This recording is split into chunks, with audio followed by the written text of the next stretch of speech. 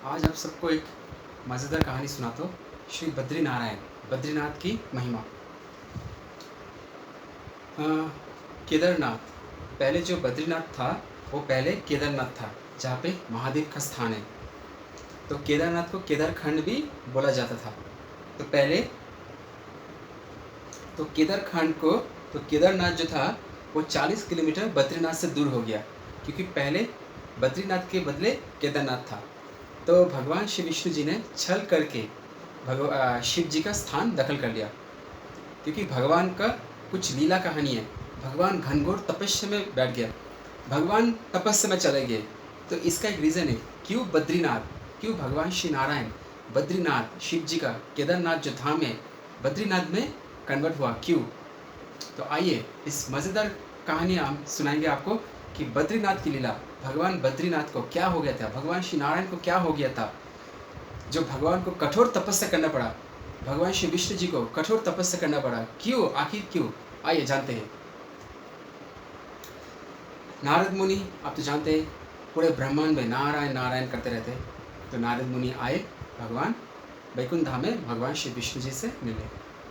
तो नारद मुनि देख रहे हैं कि लक्ष्मी माता भगवान श्री विष्णु जी का पैर दबा रहे थे, मालिश कर रहा था।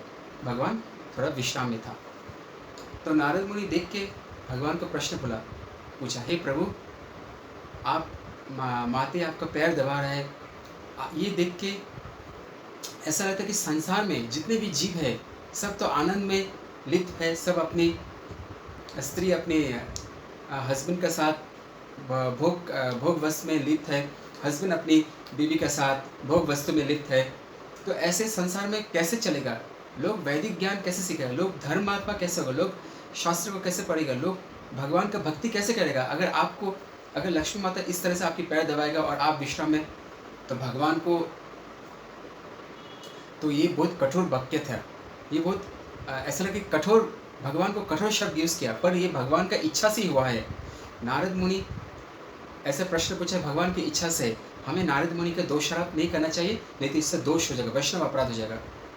तो भगवान लीला करने के लिए ये नारद मुनि से ये कर्म करवाया, प्रश्न करवाया कि भगवान लक्ष्मी माता आपके पैर दबा रहे हैं, तो संसार के जो जीव है, जो इस भौतिक संसार में लोग क्या शिक्षा ग्रहण करेगा। तब नारद मुनि को बोला, भगवान ने बोला ठीक है मैं इसके बारे में सोचूंगा। तो लक्ष्मी माता सामने था, इसलिए भगवान ने नारद मुनि को कुछ नहीं बोला। तो नारद मुनि अप्रकट हो गए। उसके बाद भगवान श्री नारायण ने, विष्णु जी ने लक्ष्मी माता को बोला कि आप नाग लोक में जाओ, नाग कन्या के साथ मिल कर आओ, मैं तथा भौतिक संसार में जाऊंगा, वो तपस्या करना, मुझे घनघोर कठोर तपस्या करना है। तो नारद मुनि का ये कठोर शब्द सुनकर भगवान चले तपस्या करने। तो भगवान जगह को ढूंढ रहा है, कहाँ मैं बैठ के तपस्या करूँ। तो मुझे इस तपस्या से लोगों को शिक्षा देना है कि लोग धर्मात्मा बने, लोग ये सांसारिक भोग वस्तु में लिप्त है। तो मुझे लोग जीवों को आध्यात्मिक स्तर में लेके जाना है। मैं जो शिक्षा दूंगा वही शिक्षा जगत में कल्याण होगा। तो भगवान ये सब सोचकर भगवान ने तपस्या करने की जगह ढूंढ लिया है। तो भगवान इस मर्त्यलोक में आके, ये मृत्यु लोक में आके देखा कि पहले तो शिव जी और माता पार्वती, तो भगवान ने क्या किया, शिव जी और माता पार्वती स्नान करने चले। तो क्या हुआ, उस समय भगवान श्री नारायण ने एक छोटे से बच्चे का रूप धारण किया। तो पार्वती माता देख रहे कि वहाँ पे एक छोटा सा बच्चा है, रो रहा है, मुझे उसको आश्रय चाहिए है, कोई नहीं है आश्रय देने के लिए। तो पार्वती माता तो एक माँ है, तो माँ का हृदय तो बहुत मतलब करुणा हृदय से भरा है, ममता से भरा है। पर शिव जी बोल रहे कि उस बच्चे के पास मत जाओ, वो माया रूप है,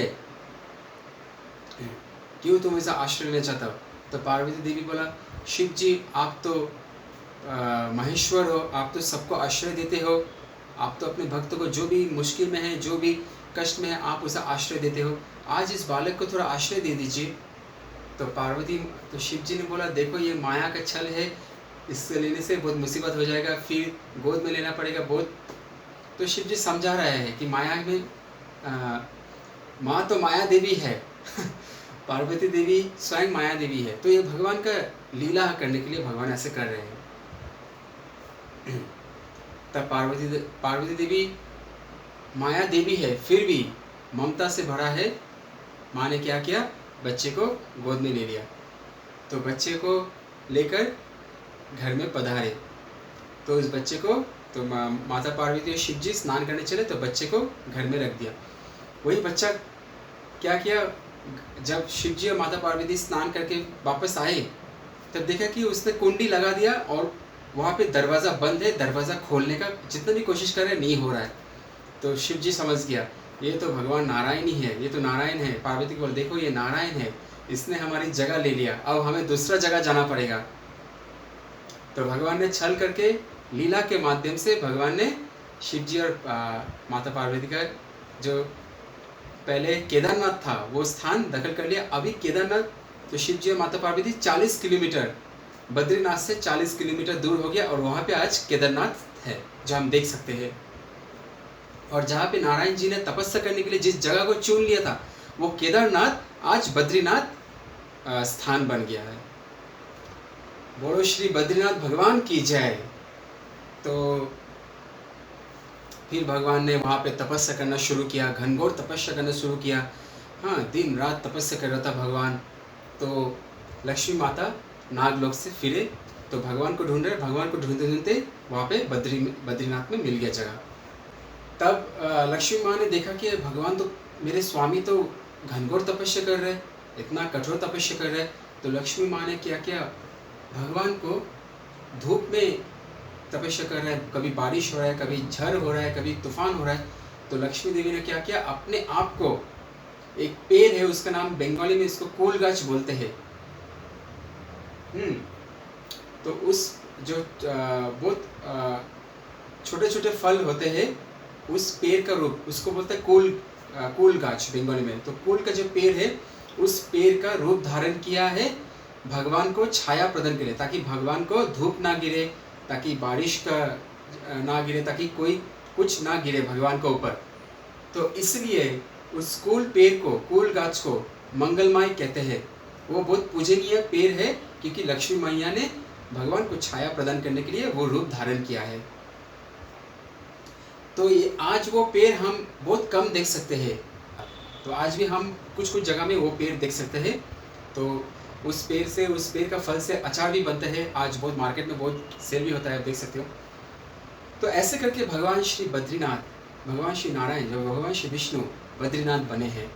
तो बद्रीनाथ की लीला बहुत सुंदर है। भगवान ने ये भौतिक संसार को, भौतिक लोगों को भौतिक संसार में आध्यात्मिक स्तर में, आध्यात्मिक जीवन में धर्मात्मा बनाने के लिए, धर्म के मार्ग में चलने के लिए, ताकि लोग भगवान के शरण में रहे, ये सब लीला करने के लिए भगवान ने ये कार्य करने के लिए ये सब लीला किया है, ताकि लोग भगवान का स्मरण करें, भोग वस्तु में लिप्त ना रहे।